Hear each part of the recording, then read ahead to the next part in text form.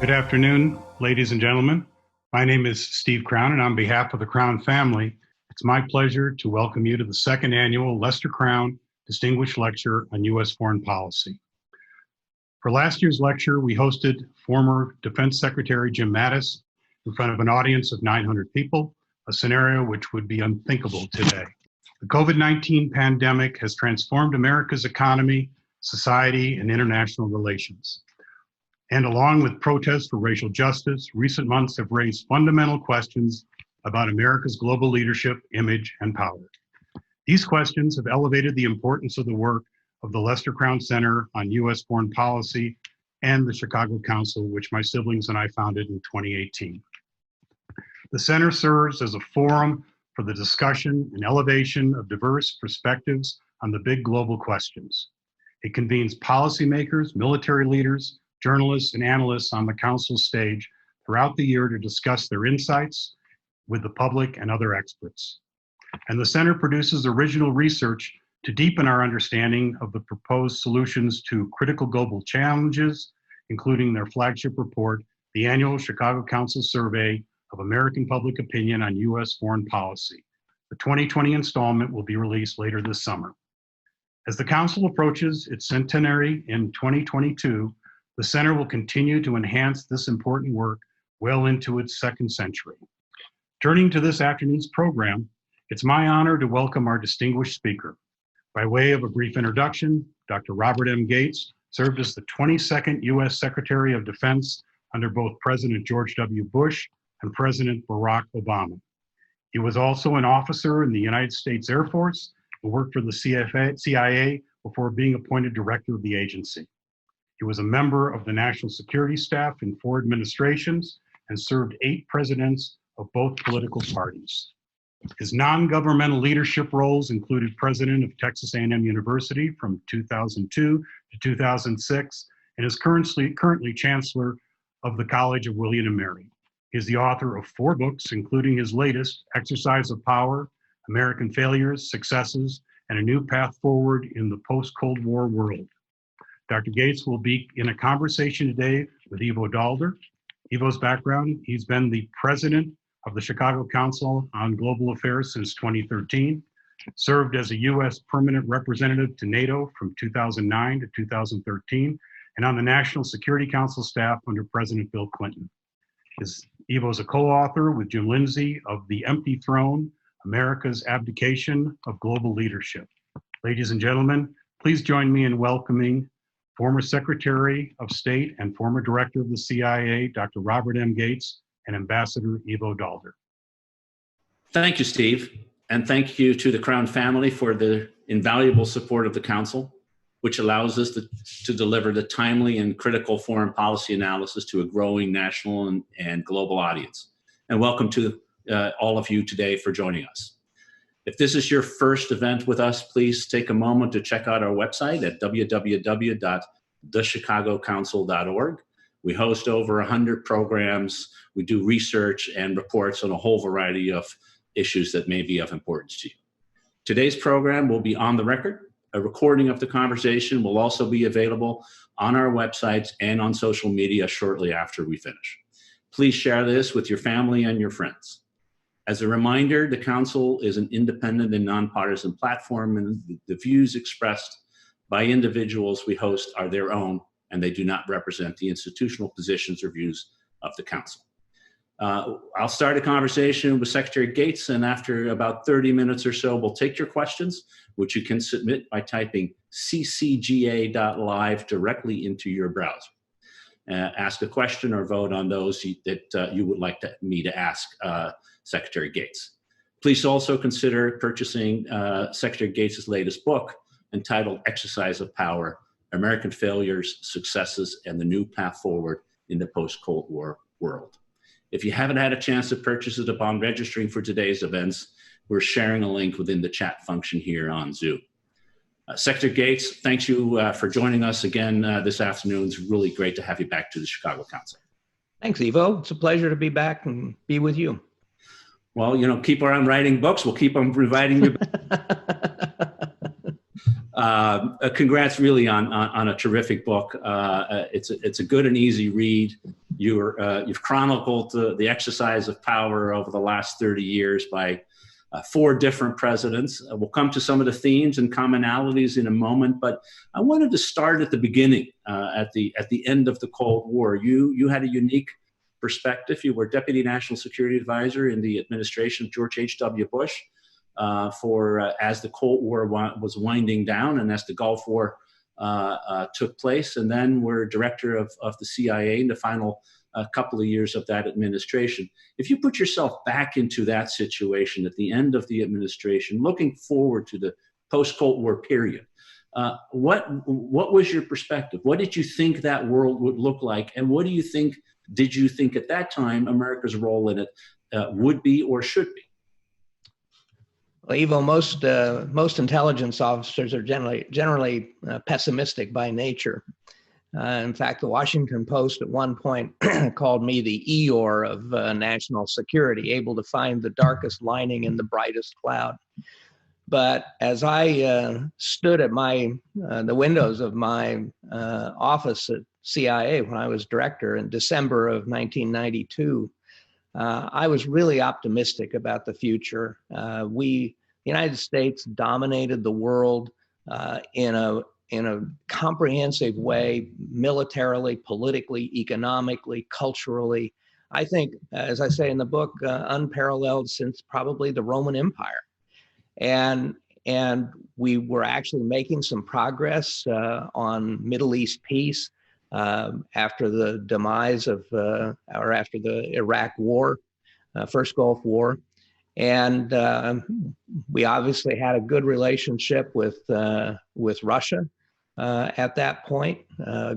President Reagan and President Bush had both worked with Gorbachev, and we had reached out to Boris Yeltsin, who became the president of Russia, and then essentially the leader of the former Soviet Union, if you will. And so I really thought the future was quite bright. And we had a great team in the first Bush administration. Jim Baker was Secretary of State, Dick Cheney was Secretary of Defense, Brent Scowcroft was National Security Advisor. We all worked together smoothly, and so it seemed to me that the prospect was very bright.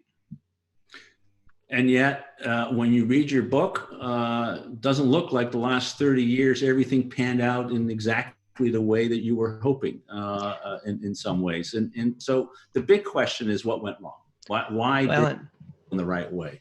And that really was the germ for of an idea that really led to my writing the book, was given where we were at the end of 1992 and fast forward 30 years, and we are beset at every turn by challenges, both internal and external. We're perceived as withdrawing from a global leadership role.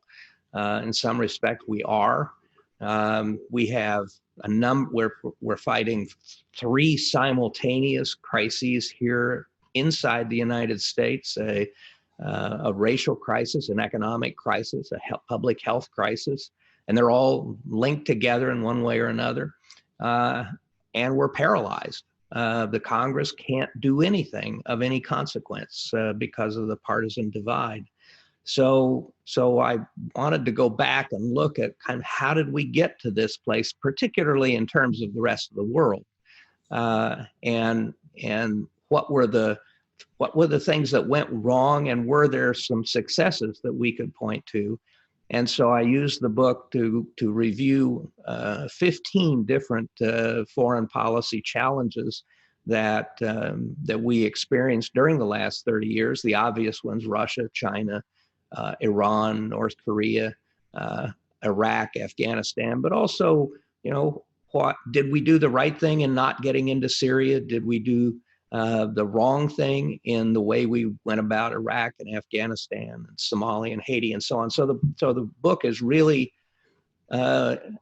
tries to address the question you asked: how did we go from the pinnacle at the end of 1992 to where we are today? Before I get to sort of the answer, which really then also lays out your view of where we need to go, you as just mentioned, 15 major national security issues, crises. Pick one or two where we did it right, where we got it right, we did the right thing, and it worked out in the right way. Well, the two biggest successes that I write about in the book, first is Colombia, where on a bipartisan basis under three successive presidents, we were able to help Colombia pull itself back from the brink of becoming a narco state, a state controlled by criminal syndicates. It began under President Clinton, and one of the lessons was we had a very strong local partner in President Uribe, who was determined to strengthen the institutions of Colombia. He was anti-corruption. He was dedicated to democratic principles and ideals, and he wanted the Colombians to do it themselves. So, and then on the other side of the coin, the Congress actually limited the size of the presence the U.S. could have in Colombia. Initially it was 400 U.S. people in uniform. It finally grew to 800, but that was it. And then the same thing on on civilians. And so it forced an arrangement in which we were in support of the Colombians, forcing them to do the work themselves in terms of going after the left-wing insurgency, the FARC. We provided the training, we provided equipment, we provided intelligence, but they were the ones that carried the fight. I think the other aspect of it was that this is one of those rare instances in which the State Department was in charge. And there were many agencies that were involved. The Justice Department over 10 or 12 year period trained something like 40,000 Colombian judges. So there was a lot of help in creating strong institutions and so on. But the main point was we had a strong local partner and we were in support of that partner rather than doing the job ourselves. The other success was President Bush's initiative to deal with HIV/AIDS in Africa. And again, it had broad bipartisan support for considerable funding, tens of billions of dollars over an extended period of time that literally saved millions and millions of lives in Africa. And one of the things that made it work was that a number of different agencies in Washington had a role in it, but the president designated a single person to be in charge in the State Department who had authority over the budget and over the programs. So there was a coherence and an integration of all of the government efforts in this arena that was very, very rare. And the entire project ended up being really enormously successful. So those were two important successes, I think, during the period. And quite honestly, out of the 15 examples that I cite, those are about the only two successes. Yeah, I was going to ask you about the other 13. And take one or two where you think we really got it wrong, and the lesson. And then we'll get to the lessons that we learned from both of those about where we should go from the future. But if you go back to those 30 years, where did we really get it wrong? Well, I think one of the main lessons of the book, and it draws on our experience in Somalia, Haiti, Iraq, and Afghanistan, is that in every case, our initial military engagement was successful. And the original military mission was accomplished quickly. The Taliban and Al-Qaeda were ousted from Afghanistan literally in about 5 weeks. Saddam was overthrown in a similarly small period of time. Our original humanitarian effort in Somalia was very successful by our troops. But the one characteristic all four had in common that led to problems was that we undertook nation building. We tried to change the culture and the politics of each of those countries each with its own long history, some like Haiti with a long history with us. And in every instance, those efforts largely were a failure. And we've spent many years in places like Iraq and Afghanistan. And one of the points that I make in the book is that I believe we were in a position to have left Afghanistan in January of 2002. We had an internationally recognized government there. All of the different parties had come together and agreed on somebody to be an interim leader, from the Pashtuns to the Northern Alliance and so on. The government had international recognition.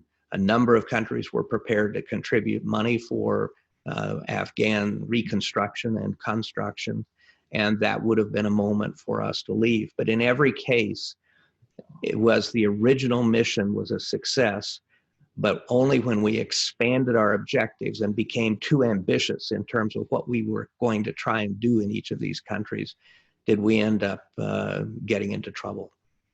So a common factor in success and failure seems to be that if you're going to involve yourself in a nation building exercise or helping a nation to solve the social and economic and political problems that may have led to the conflict, if you don't have a partner that actually leads that on the ground, you're not going to be able to succeed. You can't do it for someone else. Yeah, you cannot impose democracy on another country.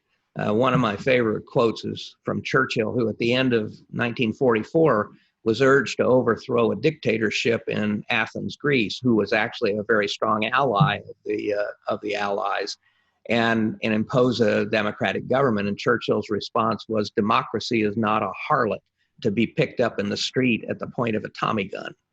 The point is, you can't impose democracy at the point of a gun. And so if you're going to be involved in nation building, I think what we didn't understand, and this is the lesson I hope my book teaches, is it really is a long-term undertaking, and it is a predominantly civilian undertaking.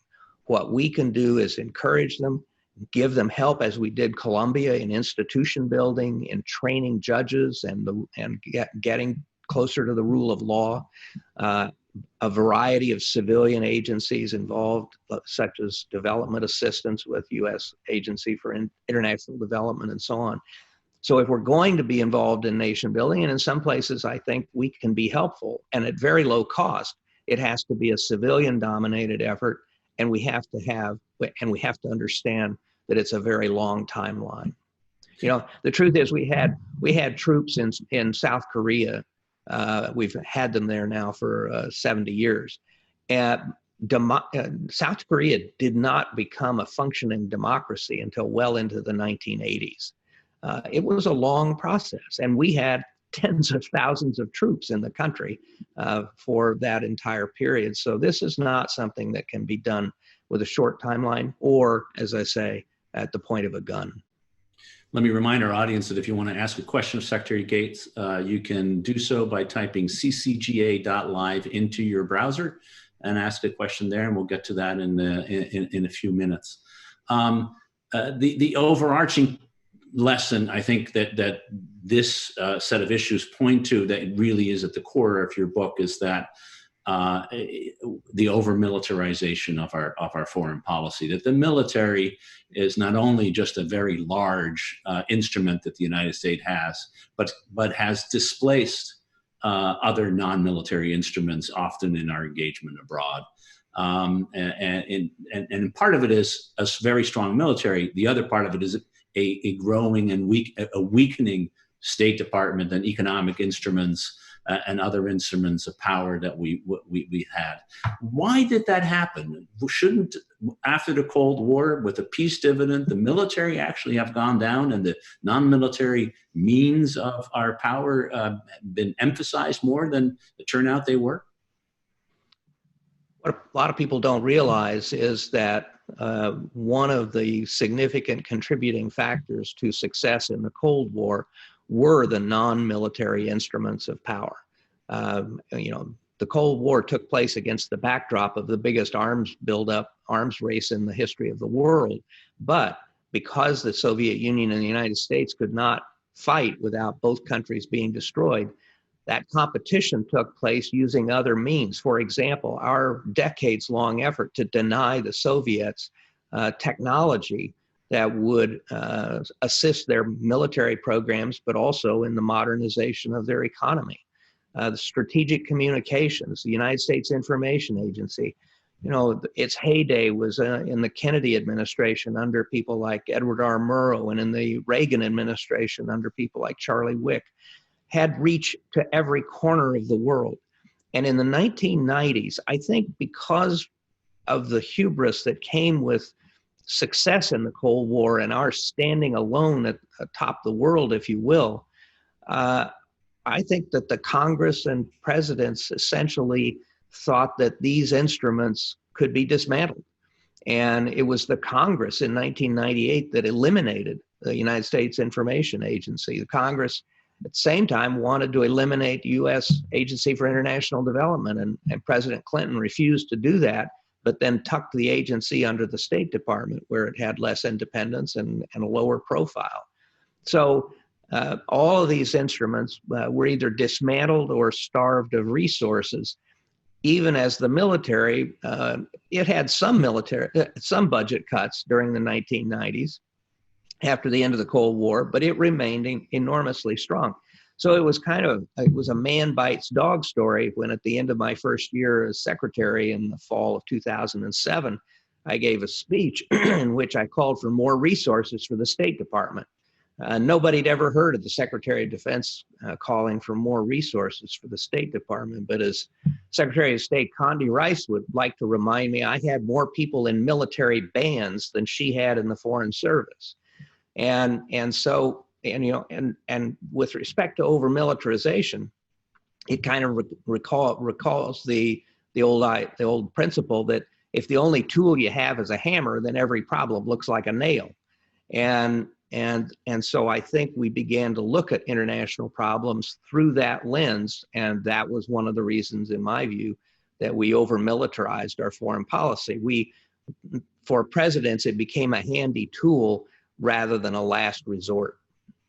So how do we reverse this? The muscle memory of these institutions and the congressional support for it is weak. It hasn't disappeared. I think you point out in the book that President Trump tried to cut State Department and economic assistance by 30% in 2017, again in 2018, and Congress restored those numbers. But those numbers are still nothing like what is necessary for the State Department to be the kind of effective organization that you think it should be, the economic instruments to be stronger and more capable, the communication ability of the United States to be more robust. We need more resources, and how is that going to happen? Well, one of the ironies of the last 20 years or so is that as Congress has become more and more soured on the use of military force, at the same time, they've cut the resources for the non-military instruments of power. So kind of where are you going from there? If you don't want to use the military, but you're not going to strengthen the civilian sector of foreign policy, the civilian instruments, then how do you sustain global leadership? And of course, my concern is that we are perceived and are withdrawing from our global responsibilities. And I think it's because people don't understand, and our leaders have failed to educate the American people, that engagement in the world is not about some kind of altruistic objective. What's critical for our own economic, public health, and national security is for us to be able to shape the international environment. And we do that through these instruments, through institutions we've helped build, and through our allies and friends. So, but the point I make in the book is, if you're going to be able to sell the Congress on providing more resources for these non-military instruments, you also have to recognize that many of them are outdated, that our national security structures are still based on a 1947 law that was passed sort of in the context of the Cold War, and the need for a restructuring of the national security apparatus The State Department needs significant reform, both structurally and culturally. Other agencies, I think, need change as well. And only if they're willing to make these changes, or if they're willing to make these changes, then I think you have a stronger argument to go to the Congress and get more resources. I think part of the problem is Congress doesn't see them operating very well, and therefore, just doesn't want to pour more money into a structure that it doesn't think works or is very effective. Before I go to questions, which we'll do very soon, one other question for you, that when you look at the world that we're living in today, certain non-military threats, as we see with COVID today, are killing more people than military threats in the world that we're living in. We're seeing that with the pandemic. We see it with now an estimate that some 280 million people are facing near starvation in the world. Climate change really fundamentally changing some very big ways in which our societies are organized. And these are becoming the new kinds of threats that I know you as the Secretary of Defense had to deal with it. How should we, what does that mean for the government, for the way we think about these things, for the way we tackle these kinds of issues? How do we integrate this in our national security strategies? Well, I think, as I say, I think we need to, I think that the national security structure itself needs to be modernized. As an example, under the National Security Act of 1947, the only formal members of the National Security Council are the President, the Vice President, the Secretaries of State and Defense, period.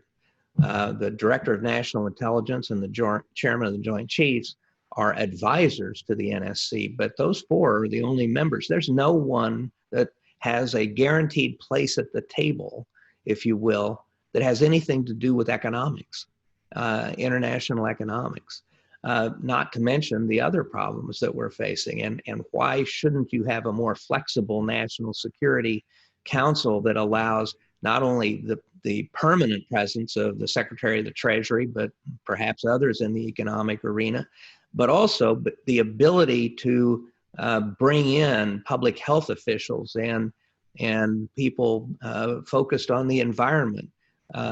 Because the truth of the matter is the national security apparatus, as flawed as it is in 2020, is still far more effective than the domestic policy side of the White House. And it has been that way almost forever. And part of it is that the president has so much more authority in the national security arena to be able to get things done than he does in the domestic arena.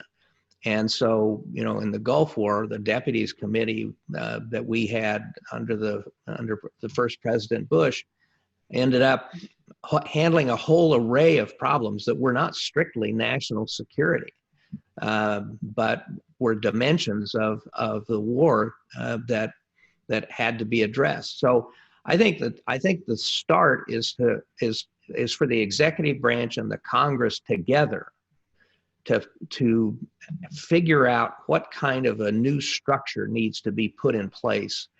And then I think you can begin to argue, as I said before, for the resources for these non-military functions. And let me be clear, I'm not talking about a zero-sum game here. I'm not talking about cutting the defense budget. I'm talking about finding the additional resources for these non-military instruments. And believe me, the disparity in cost is extraordinary. You can, I'll give you one example from the book. When we intervened in Libya, our 6-month military engagement cost about $1 billion. If you put together all of the proposed civilian programs, that some of which were implemented, most of which were not, the total cost was about $200 million. So a fifth of the cost of our relatively brief military engagement. For every 10,000, for every 1,000 soldiers you send overseas, every 1,000 soldiers, the cost is about $1 billion. So it kind of puts things in perspective.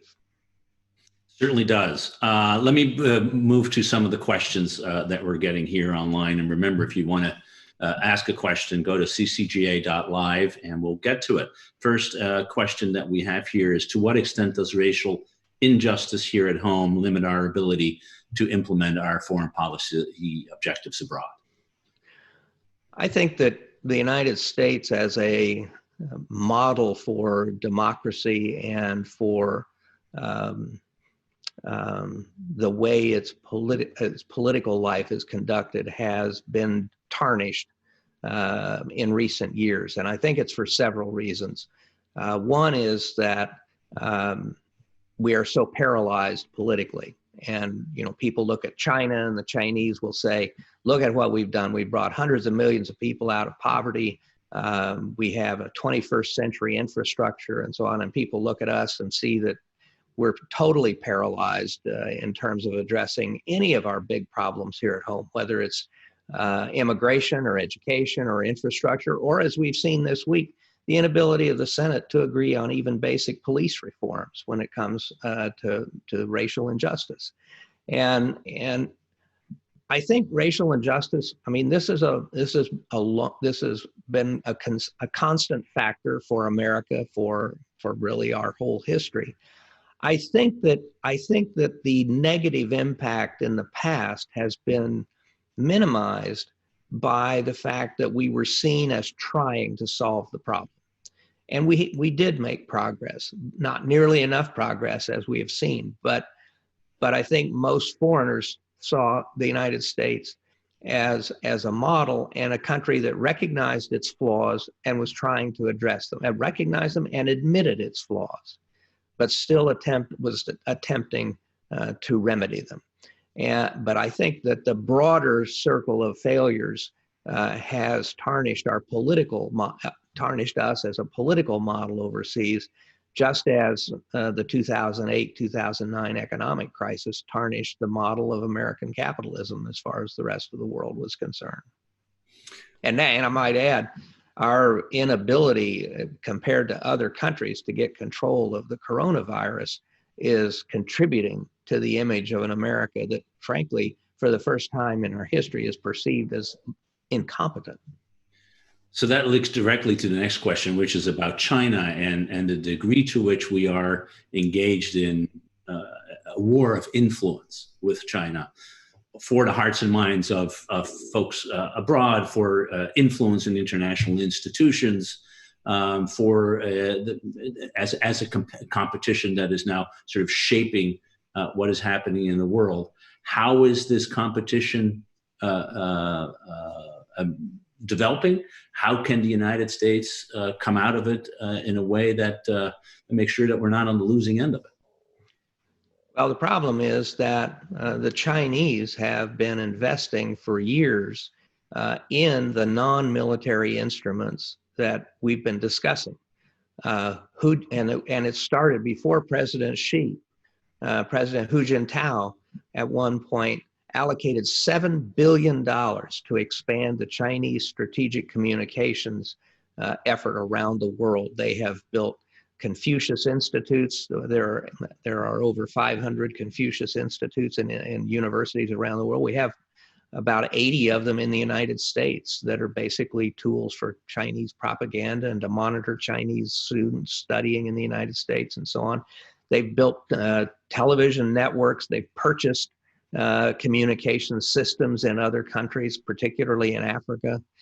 So they've made a worldwide investment in promoting the Chinese example, promoting the Chinese model, and promoting Chinese policies. They have one of the most obvious instruments that they've been using is development assistance through the Belt and Road Project. It's roughly $1 trillion undertaking, and dozens and dozens of countries all over the world have these projects. Now, you can argue that some of them saddle these countries with unsustainable debt. A lot of them are probably white elephant projects. There's corruption involved. The Chinese require that the countries use Chinese companies in building these projects. Nonetheless, scores of countries have signed up for these projects, and it is a huge global effort by China, in effect, to shape the infrastructure, particularly in developing countries. But they even now are doing Belt and Road projects in Italy and in some of the South American countries. So this is another area where they've been willing to invest a huge amount of money. So we need to back up and, you know, as I say, how can the country that invented public relations be so far behind in this arena? And it kind of goes back to the dismantling of the U.S. Information Agency and more.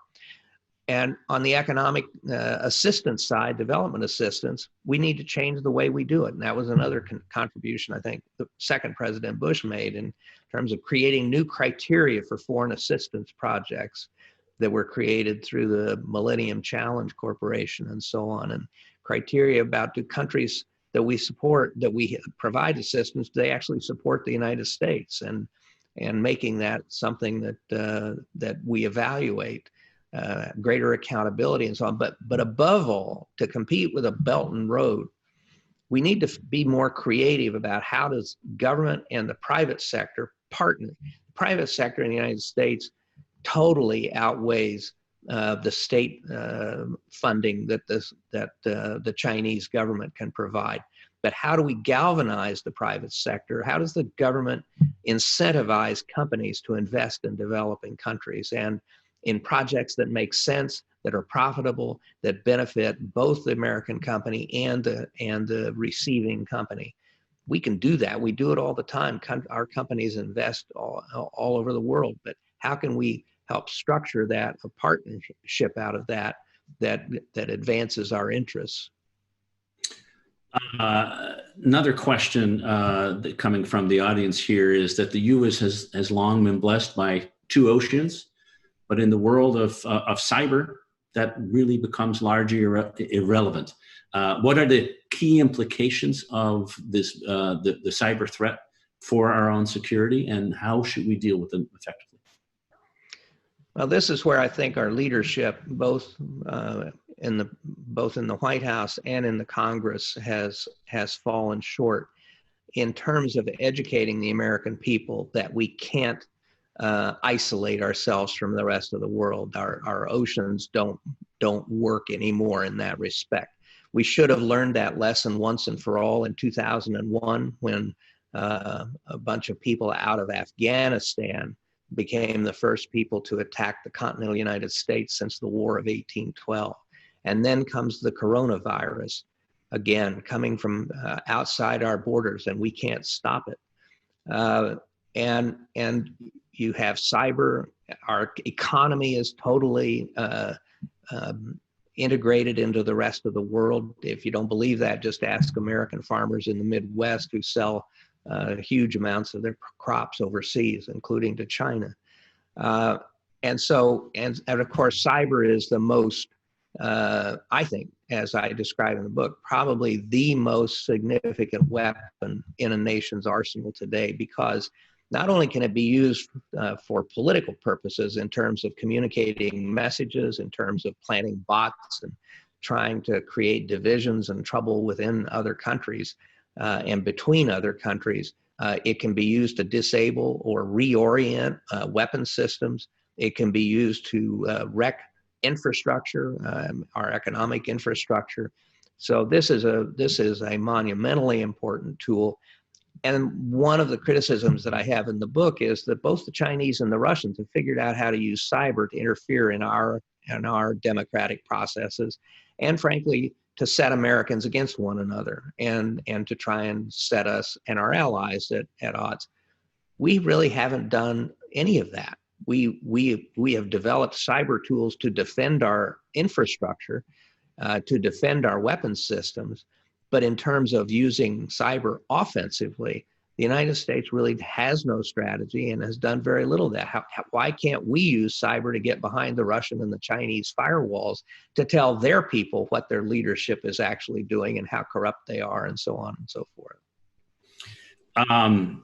You're an intelligence analyst. That's where your background is. You look for patterns in order to understand what is happening today and where we may be tomorrow. So a question related to that is what similarities or differences do you see between the current global situation and the 1930s, the global depression that was there, the potential, the very real potential for global war that existed, of course, in the 1930s. Can we learn lessons from that period that are applicable today? Yeah, I actually think that the more accurate comparison is to the pre-World War I period, because now you have a number of great nation states competing with each other for power, markets, territory, influence, and so on. You don't have effective international institutions. You have sort of unbridled economic competition. You have rising powers, like before World War I, it was rising Germany and what was perceived to be a declining or stagnant Britain, and you have that now with China and the United States, and you have these massive militaries, and we are deployed everywhere, and before World War I, the leaders basically blundered into a world war that nobody wanted and nobody expected. And one of my worries is that when tensions are as high as they are between us and the Chinese, between us and the Iranians, between us and the North Koreans, us and the Russians, and with all these deployed forces, what is the risk of an incident in the South China Sea or in the Baltic Sea with the navies or air forces escalating out of control? We had a lot of agreements with the Soviet Union to prevent just that sort of thing. We had an agreement on incidents at sea, how to prevent incidents at sea, that had specific procedures on how you would avoid having a situation escalate. I think that the analogy, the one analogy, I think that one of the reasons that the World War I is a better analogy is that I don't think you have anyone right now, at least in the United States, who is either ignorant of or unwilling to face the challenge posed by China or a Russia. There isn't anybody saying, kind of let them conquer whoever they want. We'll just stay out of it. I don't think we have that. What I see is this unbridled competition among great powers that has its own risks. Well, and I think as you rightly said, during the Cold War, we put together that edifice of engagement. We talked to each other, but even while we were competing, we had agreements, and that's not happening. Seems to me it's mostly important. What we're seeing is these troops deployed and the lack of conversations that are happening. And I think that's the purpose of you writing the book, The Exercise of Power, in order to lay out a series of steps that need to be taken in order to enhance our non-military instruments of power, as you call it, to create a symphony of power, a wonderful phrase. So I got to ask, there's an election coming up. I think that's what they're saying. And so who's most likely to make the changes that you think are necessary? Well, in all honesty, I'm not sure. I've said some negative things about both of the candidates in the past, and I guess part of the problem is I don't see anybody even talking about these issues. In fact, I don't think either of the candidates is really talking much about any issues, and so I don't think we have any basis on which to judge, because neither candidate and neither party has any set of coherent ideas on how you address any of these problems that we've been talking about today. And it would be nice to see somebody come up and say, here's how we will begin to address some of these problems, whether it's the non-military instruments of power. How do you integrate military and non-military instruments? What role should the United States be playing in the world? I think that's pretty fundamental, and neither candidate is talking about that. So my hope would be somewhere down the road before November, somebody would actually begin discussing some substantive issues that would give us some guidance on in answering the question you asked.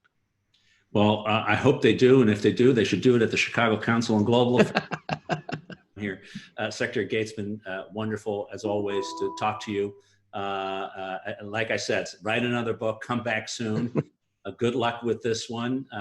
To remind people, you can buy Exercise of Power, American Failures, Successes, and a New Path Forward in the Post-Cold War World by Robert M. Gates by going to our website and linking at the event page. There's a link to purchase it right there. Secretary Gates, thanks so much for being with us. And thank you, Ivo.